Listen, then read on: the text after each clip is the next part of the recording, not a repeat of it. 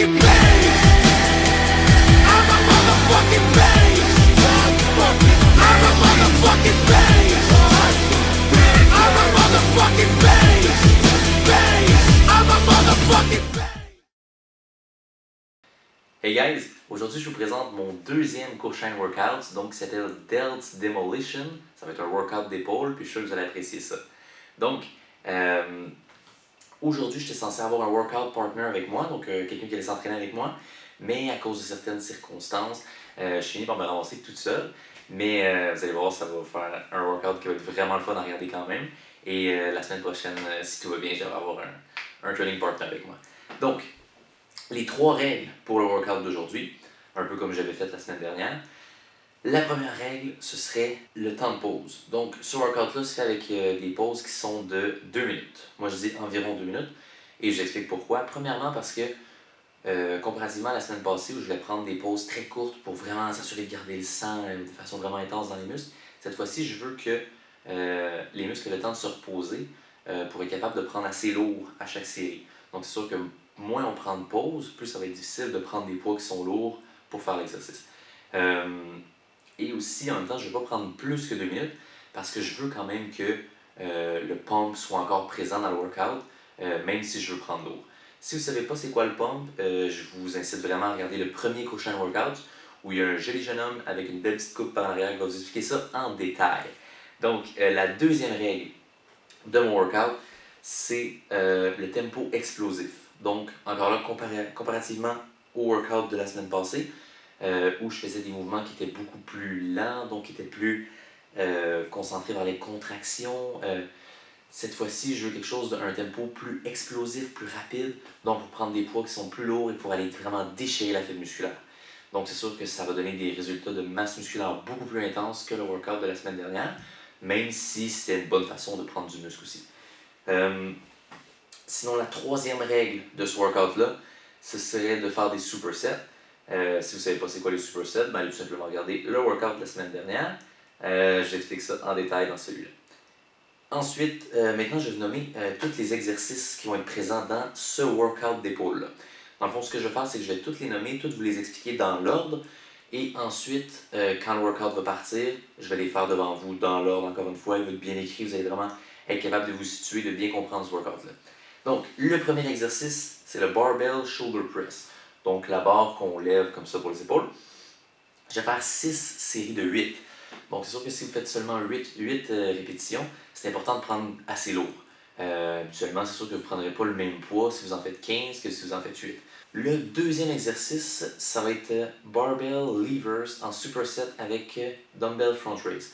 Donc, Barbell Levers, habituellement, il n'y a pas beaucoup de gens qui savent c'est quoi. Donc, je vais vous expliquer c'est quoi. C'est en fait un exercice un peu comme la Barbell Press, mais qui se fait en unilatéral, donc à seulement un bras. On ne fait pas les 2 bras en même temps, c'est seulement un de chaque. Et dans le fond, c'est une barre qui est placée un peu à la diagonale, si on veut, et que je lève pour travailler le devant de l'épaule.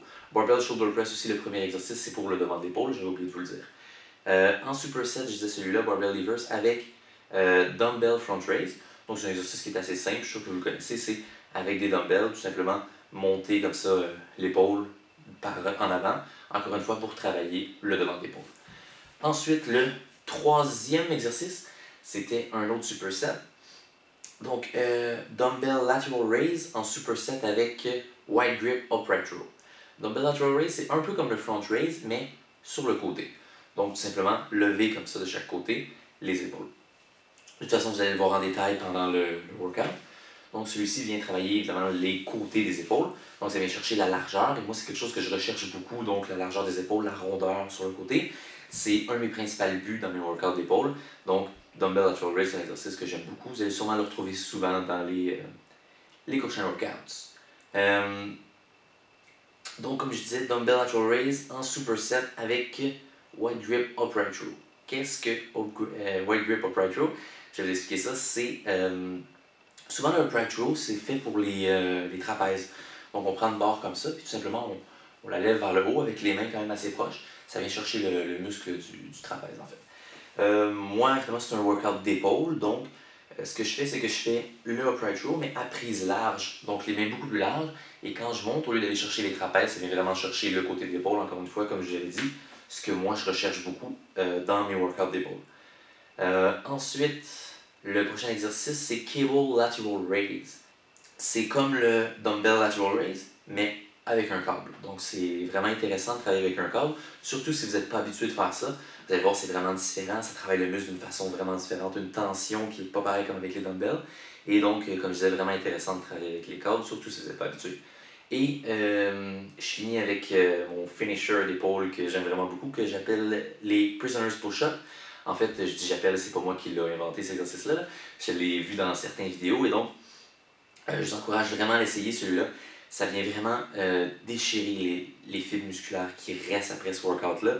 Donc, vous venez de faire un workout d'épaule qui est vraiment intense, et après ça, vous faites les Prisoners Push-Ups, ça vient vraiment tout détruire. Vous allez voir, vous allez être à terre après cet exercice-là.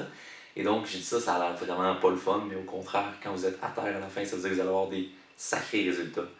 Et donc, qu'est-ce que les Prisoners Push-Ups? C'est tout simplement un push-up. Lorsque vous remontez, vous vous levez un peu comme un burpee, si on veut, mais sans sauter. Et vous venez croiser les bras comme ça, en haut de la tête. Ensuite, vous faites 2 push-ups. Vous le faites 2 fois. Ensuite, vous faites 3 push-ups. Vous le faites 3 fois. Et ensuite, ainsi de suite, jusqu'à 10. Donc, vous faites 10 push-ups et vous croisez 10 fois en haut de la tête. Et je vous garantis que lors des dixièmes, la dernière étape en fait de cet exercice-là, vous allez vouloir mourir. Vos épaules vont faire tellement mal. Ça vient chercher toute l'épaule au complet. C'est excessivement souffrant. Et donc, ça donne des résultats vraiment, vraiment intenses. Ça, c'est garanti. Et donc, ça, c'est bien important de vraiment bien le faire. Donc, de 1 à 10, et à chaque fois, vous venez croiser en haut de la tête. De toute façon, vous allez avoir un petit exemple assez rapide pendant le workout. C'est sûr que je ne fais pas les 10 reps parce que c'est quand même assez vraiment long, là, si vous avez compris ce que je disais. Et un petit truc aussi que je voulais aborder avec vous. Pendant mes workouts d'épaule, je ne travaille pas mon derrière d'épaule. Donc, je travaille vraiment le devant et le côté parce que je préfère travailler mon derrière d'épaule en même temps que le dos. Donc, c'est un moyen que j'ai trouvé pour vraiment favoriser la croissance de mon derrière d'épaule. Je viens le travailler juste avant de faire du dos. Et ensuite, tout le temps que je fais mon dos, tous les exercices de dos que je fais, le derrière d'épaule continue à travailler et ça finit qu'il est beaucoup plus travaillé que si je le mettais seulement un ou deux exercices pendant mon workout d'épaule. Donc, c'est pour ça que vous ne verrez pas d'exercice de rear delt dans ce workout-là, mais dans le workout de dos, vous allez en voir. Et donc, c'est déjà tout pour l'explication dans le fond des exercices. Fait qu'on va commencer ça right now. Delts Demolition Time, guys.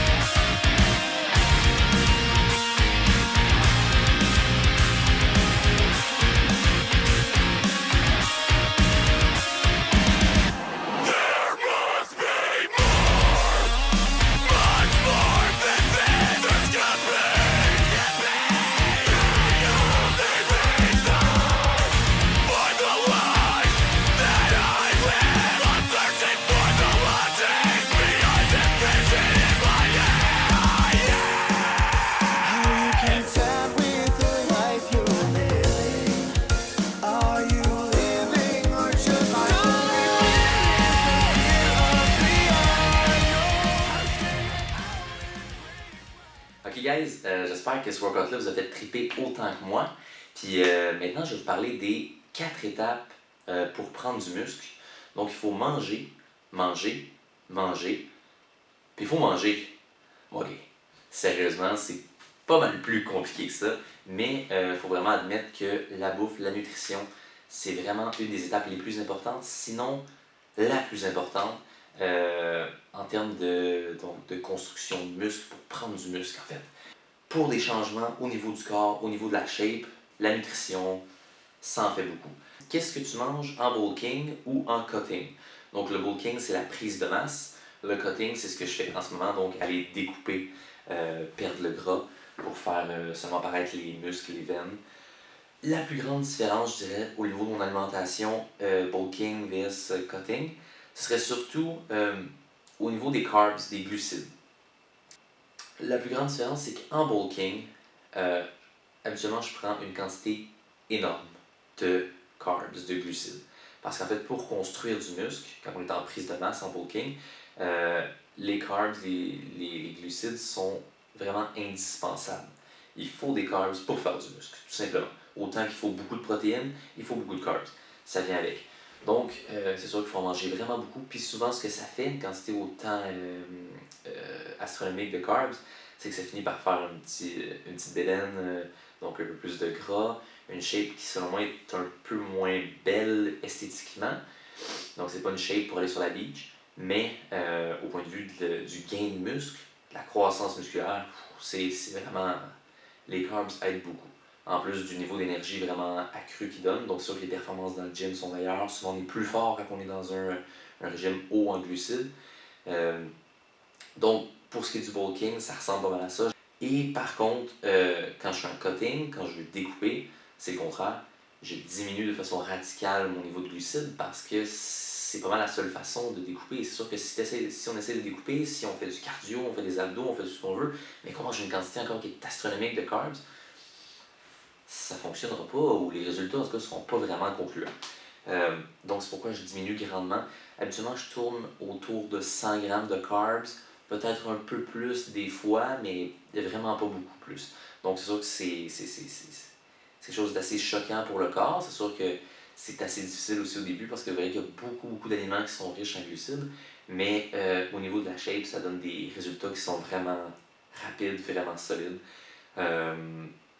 Donc c'est ce que je fais au niveau du cutting, au niveau de lorsque je découpe. Et ce que je fais souvent, ma prise de masse, je la fais l'hiver, donc je mange beaucoup de carbs, je finis par avoir une petite bédaine si on veut. C'est sûr que c'est moins beau, en fait, je me dis, l'hiver, est-ce que j'aurai besoin de me mettre en chest? Est-ce que j'aurai besoin d'enlever mon chandail? Est-ce que les gens le voient vraiment? Je pense pas. Et puis moi, ça me fait plaisir parce que je sais que je prends du muscle, donc c'est sûr que c'est un peu moins beau, mais je sais que je suis en prise de masse et que je vais avoir une bien plus belle shape l'été. Parce que justement, c'est l'été, comme je fais en ce moment, que je viens découper, que je viens diminuer les carbs. Donc, je prends beaucoup moins de muscles, mais ça donne une shape qui est beaucoup plus belle, qui est beaucoup plus esthétique. Et donc, une petite shape de beach pour aller sur la plage. Donc, c'est sûr que, comme je vous disais, c'est important de vous souvenir que je ne suis pas un professionnel, que je ne vous oblige pas à suivre mes conseils, mais que c'est tout simplement justement des petits conseils que vous pouvez suivre comme ça, comme bon vous semble.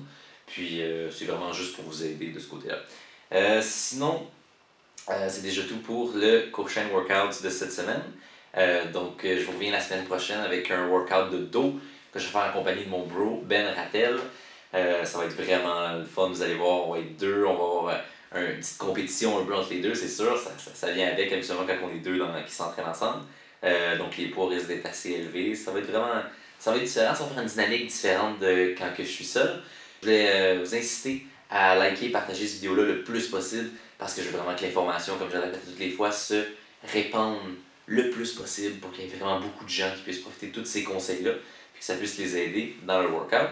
Puis aussi, comme je l'avais dit dans le conseil de la semaine, c'est sûr que c'est important de liker si vous appréciez ça parce que c'est la seule preuve que je peux avoir en fait que vous aimez mes vidéos, que vous apprenez des choses. Donc si vous aimez ça, si vous apprenez des choses, laissez-moi un petit like, on va juste savoir qu'il y a des gens que ça les intéresse ce que je dis. Il y en a quand même pas mal qui like, mais donc je vais juste dire en fond pour tout le monde qui aime ce que je fais, laissez-moi un petit like, laissez-moi savoir que vous aimez ce que je fais. Je voulais vous inciter à continuer de m'envoyer des messages pour les plans d'entraînement. Donc il y a pas mal de gens qui le font déjà en ce moment. Puis juste de rappeler justement que si vous voulez quelque chose de vraiment structuré pour vous, personnalisé, un bon workout fait selon vos préférences, vos exigences, vous m'envoyez un petit message, puis ça me fait plaisir de faire ça pour vous. Parce que je comprends que parfois les vidéos, les coaching workouts, c'est vraiment plus fait selon mes intérêts à moi, puis c'est un peu général pour tout le monde. Donc c'est sûr que si vous êtes une personne en surpoids ou quelqu'un qui débute, des fois ça va être un peu compliqué de suivre les coaching workouts comme ça. Donc dans ce temps-là, vous pouvez me laisser un petit message, je vais vous faire un plan personnalisé pour vous, on va discuter de ça ensemble. Donc si ça vous intéresse, vous me ferez signe, puis on va arranger ça ensemble. Donc écoutez, c'est déjà tout pour le coaching workout, fait qu'on se voit la semaine prochaine, guys.